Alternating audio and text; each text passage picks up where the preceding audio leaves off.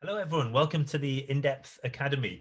Today, I'm delighted to be joined by Gianluca Teano, who's working with Fredy Barneche in Paris. And he's going to talk about a little bit of research that he's done that has been helped out by a couple of STSMs, which have been funded by the INDEPTH cost action. So I'll pass over to him now, and then I'll come back in later and ask him a couple of questions about his STSM. So thanks very much, Gianluca.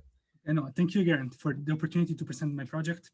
And yeah, I would like to give you like a brief introduction and explain how we got interested in investigating H1 mediated chromatin organization and how we tackled this question. So just to begin with, genetic information is stored in DNA. DNA is not found naked in the cell, it's rather complex with other protein. And the first layer of compaction is the integration of core histones to form nucleosomes, which are considered the basic unit of chromatin, the complex of DNA and protein.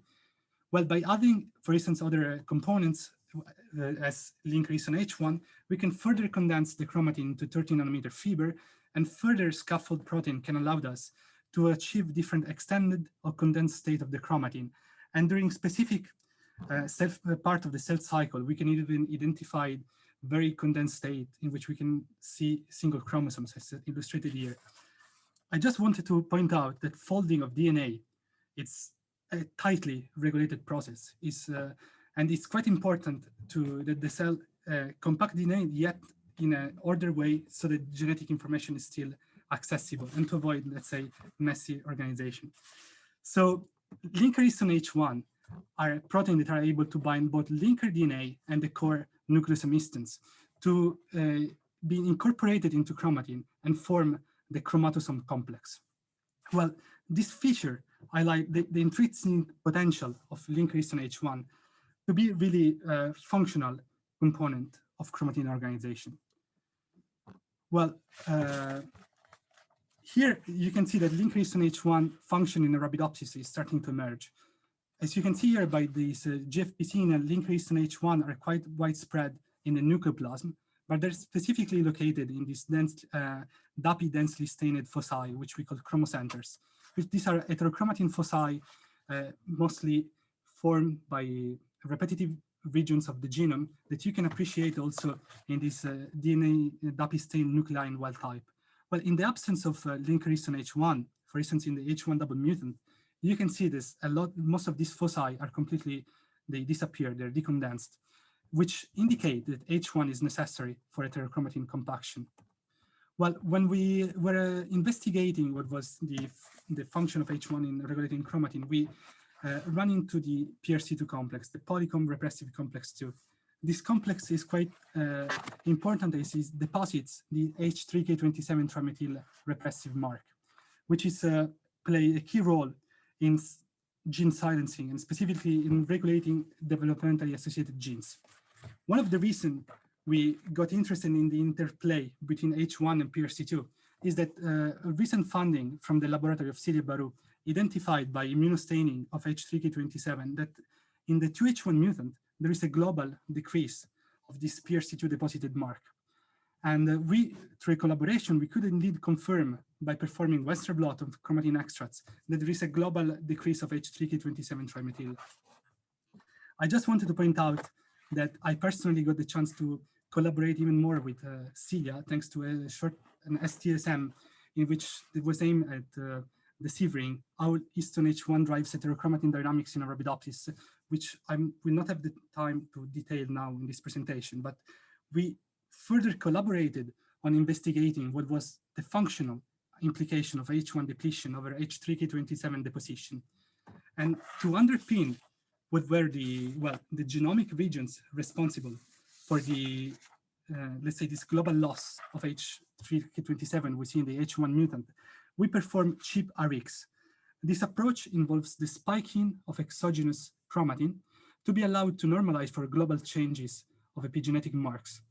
And as you can see here, differential analysis of the H3K27 trimethyl marked genes in the 2H1 mutant compared to wild type illustrated that only 500 genes were hypermarked, so gained the mark in the 2H1 mutant, while 10 times more than 4,000 genes, almost half of all the PRC2 targeting genes, they displayed a loss of H3K27 in the TH1 mutant. So this indeed showed that this global decrease that we could see by immunostaining and by Western blot is driven by a diffuse effect over the majority of PRC2 targeted genes. Well, talking about H1, we wonder, of course, the influence on chromatin accessibility. And to test this hypothesis, I performed ATAC-Seq. And here I'm showing you the profile over the different classes of PRC2 marked genes. And as you can see in the TH1 mutant, there is an increase of chromatin accessibility in all the 3 different classes of marked genes, indicating that the changes in chromatin accessibility mostly derive by H1 incorporation. Well, other than focusing on genes, what we found was that H1 actually prevents the enrichment of H3K27 over 8,000 of transposable elements. And what was quite surprising is that the localization of these transposable elements was quite specific in Arabidopsis genomes. You can see in gray, transposable elements are mostly found at the pericentromeric regions on the 5 chromosomes, while there are Ts that mostly gain H3K27s are specifically found in 2 foci on chromosome 1 and 4. And these foci, they actually correspond to regions being heavily dense in teloboxes, these telomeric motifs that I indicate here. And as you can see, when we zoom in on one of these 2 regions, we can see that there is almost a perfect overlap of the telobox density and the enrichment of H3K27 trimethyl in the 2H1 mutant. And it's interesting to note that these regions, they correspond to these regions that were already described in the literature as interstitial telomeric repeats, which actually drove us to wondering what was the effect of H1 depletion on telomeres and the terminal end of chromosomes. So thanks to the collaboration with the laboratory of Aline Probst and Simone Amiard, we tackled this question by cytology approach. Here you can see in the DAPI staining of the 2H1 mutant, we can see the influence on heterochromatin of the H1 mutation with almost a complete loss of chromocenters. Well, when we see the influence of the mutation on the localization and number of telomeric foci, we can see, and it is quantified here in this graph, how in the 2H1 mutant, we actually found a lower number of telomeric spots. And these spots are more often found at the nuclear periphery and less associated with the nucleolus. Well, when performing H3K27 trimethyl, we can see that these spots were actually enriched in H3K27 trimethyl in the 2H1 mutant. So altogether, these results illustrated that there is an enrichment in the mutant of this H3K27 mark over telomeres. And the also telomeres are affected in positioning and possibly they're defective in individualization, which led us to wondering what was the 3D influence of H1 depletion in Arabidopsis genome. And to answer this question, I benefited of the short-term scientific mission in the laboratory of Stefan Grob, where I performed IC, which stands for chromosome high throughput chromosome conformation capture. These techniques takes advantage of cross-linked isolated DNA, nuclei, which are processed. They are digested using the restriction enzymes and followed by fill-in ligation. We digest the protein and then we immunoprecipitate the genetic material to be able to reconstruct a 3D genome-wide map of the 3D interaction along all the genome. And you can see in these slides the results of this IC that we perform on wild-type and 2H1 plants. The differential analysis of the 3D interaction showed indeed that at the level of short-term interaction, there is a loss of a decrease of this interaction in the 2H1 mutant, both at the level of the arms and pericentromeres, as indicated by these curves which correspond to the interaction decay exponents. But also looking at this map, we can see that the level of pericentromeric regions, they're mostly blue, showing a decrease in interaction in the 2H1 mutant corresponding to less compacted pericentromeric regions. What was quite interesting is that when we focus on the pericentromeric one, on the region of chromosome 1, which we previously described to be enriched in H3K27, as illustrated here, we can see that, well, in this kind of ocean of blue, in these pericentromeric regions that loosen during 3D interaction, we can see an opposite trend of these regions that are these ITR that is enriched in H3K27 trimethyl, with the formation of a TAD-like topologically associated domain-like formation, and illustrating indeed an opposite trend of the pericentromeric regions and the ITR. When looking now at the 3D organization of telomeres. We took all the different long-range interaction on pericentromeric regions and on subtelomeric regions as proxy for telomeres, as well as ITR. And in this circus plot, you can see how at the level of pericentromeric regions, there is overall a modest to strong decrease of the long-distance 3D interaction, while subtelomeric regions as a proxy for telomeres and ITR regions, they tend to interact more, showing a strong and modest increase. Well, all this data, and they led us to the following conclusion on the influence of H1 on the 3D intergenome organization. In the absence of H1, telomeres, they display a defective positioning, being more often found in the nuclear periphery and possibly having a lower degree of individualization.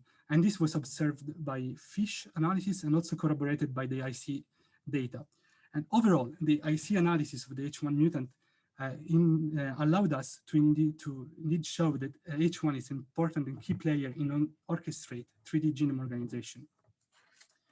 And with that, I would like to thank all the team members, Fredy Barneche, my thesis director, Clara Burbus, Lorenzo Concha, and Leopoldo Caron from Alessandra Carbone Lab, as well as all the in-depth collaborators, Stefan and Grob and Silvia Baru, which hosted me, and Aline and Simon, which we collaborated in this project. And here you can see a picture of my graduation. Thank you. Thank you very much, Gianluca. Yeah, congratulations on recently graduating. So, I mean, it's a fantastic story there, and it really is a great collaboration amongst the in-depth group as well. So you have a link, you put a reference to the bioarchive submission that you have. So I will put a link to that in the description of this, but it really does contain a lot of participants for in-depth. And let me just mention also about the In-Depth Academy. There are a couple of protocols within the In-Depth Academy for ATAC-Seq and also for Hi-C as well. So free protocols for people to download there. So let me ask you a little bit about these STSMs then. So obviously you did 2 STSMs. Can you give an idea how these came about and the real benefit you got from these STSMs? Sure. Basically, I got the chance to participate already in the Kickstart meeting in Clermont-Ferrand. It was a great occasion to, of course, learn a lot about the in-depth construction and the different projects, and also got the chance to meet Silvia Baru. And there was, well, she was an expert on H1. We were working on H1. It was, we found that she had the expertise. We were also looking to analyze certain aspects of the story. So we started discussing about the project, and then we wrote the application. I wrote the application, and it was very interesting working with her. And it was a great personal and professional experience to going to Zurich. And there I also could meet Stefan Grob, which also works in the same institute. And this actually, also by experiencing the science are doing there, I also came across this the possibility of performing IC. And this led to a second STSM in which I collaborated really with Stefan. And it was, again, a great opportunity to learn new techniques and really also in kind of a, let's say, almost setting up a new protocol to really adapt to my biological question. It was really, really a great interaction. Yeah, it looked to me as though, you found out this link between the H1 and the telomeric regions, and then and in part you did that through the STSM with Celia, and then in order to extend that, you wanted to do Hi-C as well. So it was very fortunate that you had the opportunity to do another STSM with Stefan. Yes, it was a great opportunity. And then of course when you come across something new, it was and you're part of this network, it was great also to be able to interact also with Aline Probst and Simon Amiard.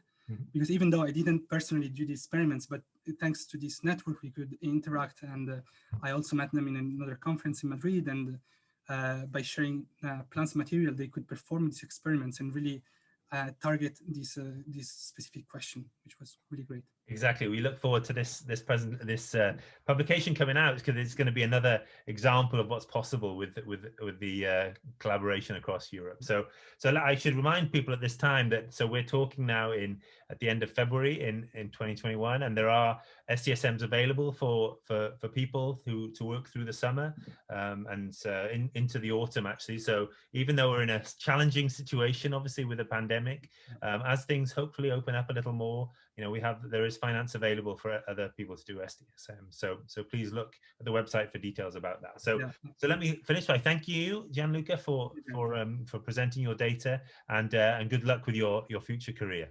Thank you very much, Geraint. Yeah.